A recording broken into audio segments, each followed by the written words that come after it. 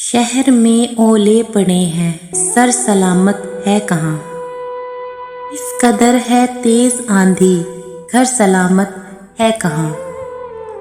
رات نے ایسی سیاہی اب بکھیری چار سو، آنکھ والوں کے لیے منظر سلامت ہے کہاں؟ آپ کہتے ہیں چھپا لو اپنی عریانی، مگر جسم سے لپٹی ہوئی چادر سلامت ہے کہاں؟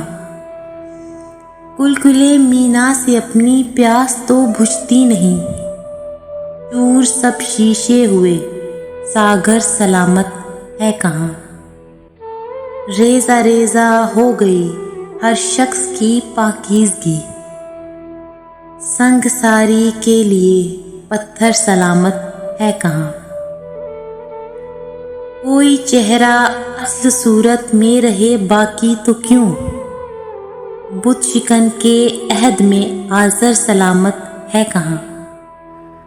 ہر طرف ایک جنگ کا ماحول ہے اعظم یہاں، آدمی اب گھر کے بھی اندر سلامت ہے کہاں؟